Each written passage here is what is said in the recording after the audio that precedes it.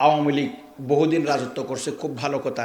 আমার একজনে জিজ্ঞাসা করে কি বলে, হুজুর আওয়ামী লীগ 14 সালেও ভোট ছাড়া নির্বাচিত হয়েছে, 18 সালেও ভোট ছাড়া নির্বাচিত হয়েছে, 23 সালেও ভোট ছাড়া নির্বাচিত হয়েছে, আল্লাহকে এইসবগুলি দেখে না?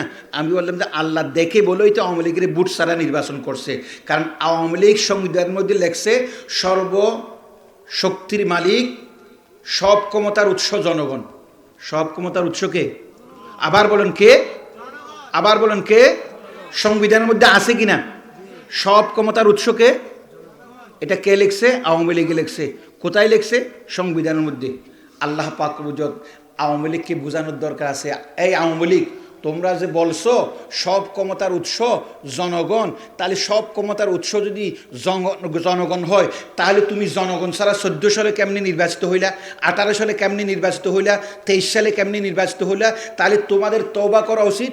জনগণ ক্ষমতার উৎস নয়, জনগণ বুধ দেখ আর না দেখ, আমি যারে ক্ষমতায় রাখতে চাই সেই ক্ষমতায় থাকবে। আসল ক্ষমতার উৎস কে? আরো জোরে বলেন কে? তাহলে এখনো কি তওবার সময় আসে নাই? এখনো কি আসে নাই? যদি জনগণ ক্ষমতার উৎস হইতো, তাহলে জনগণ ছাড়া 14 সালে নির্বাচিত হইতে পারতো না, 18 সালে হইতে পারতো না, 23 সালে হইতে পারতো না। তাহলে কয়বার বুঝাইছে?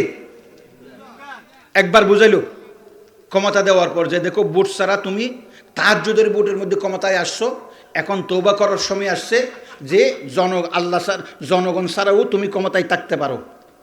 আবার 18 সালেও একবার বুঝাইলো, রাতের ভোটে নির্বাচিত হইছ, জনগণের ক্ষমতা ছাড়া তুমি ক্ষমতায় আসো, আল্লাহ ক্ষমতা রাখছে বলে। 23 সালেও নির্বাচিত করলো। তাহলে আল্লাহ তওবা করার জন্য কয়বার সময় দিছে বলেন তো?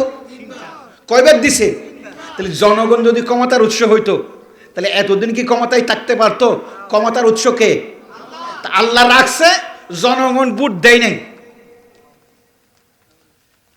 আবার বলেন, আল্লাহ রাখছে, জনগণ ভোট দেয় নাই, তারপরেও ক্ষমতায় ছিল, ঠিক কিনা বলেন?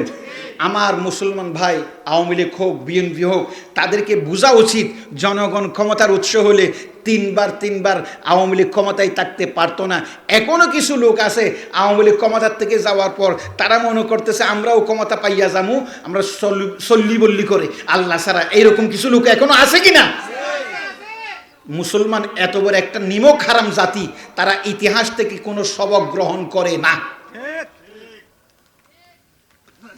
এবং দেখেন আল্লাহ পাক বুঝত কত বড় ক্ষমতাধর, সেটা আমাদের ইমান তাজা হয় না। এত লাথি খাওয়ার পরও 2024 সালে যখন ক্ষমতায় আসছে আওয়ামী লীগ, বলেন আওয়ামী লীগও জানে যে 29 সাল পর্যন্ত আমি থাকবো। বিএনপিও জানে যে আমি 29 সাল পর্যন্ত থাকবো। জাতীয় পার্টিও জানে যে আমি 29 সাল পর্যন্ত থাকবো। 41 সাল থাকতে পারি আর না পারি, 29 সাল পর্যন্ত থাকবই। আল্লাহ বলতেছেন সব তোমাদের পরিকল্পনা ঠিক আছে, কিন্তু আমার পরিকল্পনা উল্টা আছে। সেই জন্য তোমরা এমনভাবে যাবে। আমার একজনে জিজ্ঞাসা করতেছে, হুজুর আল্লাহ আওয়ামী লীগের মধ্যে এত কিছু দিছে, আল্লাহ এত পরীক্ষা করতেছে, আল্লাহ এত সুযোগ দিছে কেন? আমি বললাম যে আল্লাহ যখন কাউকে শাস্তি দিতে চায়, তখন কাউকে যদি 5 তলা থেকে ফেলে দেয় তখন সে মরে যায়, হাড্ডি মাংস গুঁড়ি হয় না। আর কাউকে যদি 100 তলা থেকে ফেলে দেয়, শুধু সে মরে না, হাড্ডি মাংসও গুঁড়ি হয়। আল্লাহ শুধু উপরে উঠাইতেছে যেন শাস্তিটা জুড়ে হয়। এরপরেও মানুষ বুঝে না। এটা আমি আওয়ামী লীগকে গালি দেওয়ার জন্য বলতেছি না, আমার আওয়ামী লীগ ভাইদেরকে বলতেছি, তোমরা, আমার খুব আশ্চর্য লাগে, এই দেশের মধ্যে হিন্দুদেরকে আমরা এত নিরাপদে রাখছি, তাদের মন্দির পাহারা দিছি, সবগুলি করছি, তারপরেও তারা আমাদের বিরুদ্ধে ষড়যন্ত্র করতেছে। এবং কিছু কিছু মুসলমান আবার সেই হিন্দুদের পক্ষ অবলম্বন করতেছে। এমনকি এই চিন্ময়কে যখন জেলখানা নিয়ে গেল, তখন কিছু কিছু মুসলমান বলতেছে না, ও একটা ধর্মীয় যাজক, তার বিরুদ্ধে কথা বলা উচিত না, তারে জেলখানে নেওয়া উচিত না। আরে বেটা, তোমরা তো ওই রকম খাঁটি মুসলমান, যখন নাচ গান হয় তখন অনুমতি নিতে হইতো না, কোরআনের তাফসীর মাহফিল হলে অনুমতি নিতে হইতো, ঠিক কিনা বলে? কত খাঁটি মুসলমান, তারা মসজিদের মধ্যে টাকাও দেয়, আবার মাদ্রাসার মধ্যে টাকাও দিত না? আমাদের এই মুসলমান ভাইরা টাকা দিত না? তাহলে আমি তাদের প্রতি দরদ নিয়ে বলতেছি, তোমরা ভাই টাকাও দিতেছ মসজিদের জন্য, মাহফিলের জন্য, আবার তোমাদের মনটা হলো সবসময় যারা ইসলামের শত্রু তাদের প্রতি। তোমরা সারা দিন ডায়াবেটিসের ওষুধ খাইতেছো, আর রাত্রে হলে 1 কেজি 1 কেজি তোমরা কি খাইতেছো? মিষ্টি খাইতেছো। বুঝেন নাই কথা? সারাদিন ডায়াবেটিসের ওষুধ খায়, আর রাত্রে আসলে কি হয়? তাহলে এই ওষুধ খাওয়ার কোনো দাম আছে? সারাদিন আপনি মসজিদের মধ্যে টাকাও দিলেন, সারাদিন আপনি ওয়াজ মাহফিলের জন্য টাকাও দিলেন, সারাদিন আপনি হজও করলেন, আর শেষকালে এসে আপনার অন্তরের মধ্যে যারা ইসলামের শত্রু তাদের মোহাব্বতটা কলবের মধ্যে স্থান বেশি পাইছি। আমি ওয়াজ করব না, শেষ শুধু একটি কথা বলবো আমাদের ভাইদের জন্য। না রাত হয়ে গেছে, কথা বলবো না, শুধু একটি কথা বলবো। আমার যে সমস্ত ভাইদের অন্তরের মধ্যে এখনো পর্যন্ত মুসলমানের মোহাব্বতের সাইতে ক্ষমতায় থাকার জন্য, আমি একটা হাদিস বলি, যখন আপনারা বলছেন মুহাম্মদুর রাসূলুল্লাহ সাল্লাল্লাহু আলাইহি ওয়াসাল্লাম বলেন, তাদাআত আলাইকুমুল উমামু কামা তাদাআতিল আকিলাতু ইলা কাসআতিহা কিলা লিকিল্লাতিনা ইয়াওমাইযিন নাহনু ইয়া রাসূলুল্লাহ ক্বালা রাসূলুল্লাহ সাল্লাল্লাহু আলাইহি ওয়াসাল্লাম আনতুমুল আকসার। রাসূল পাক সাল্লাল্লাহু আলাইহি ওয়াসাল্লাম একবার সমস্ত সাহাবায়ে কেরামকে নিয়ে বসলেন।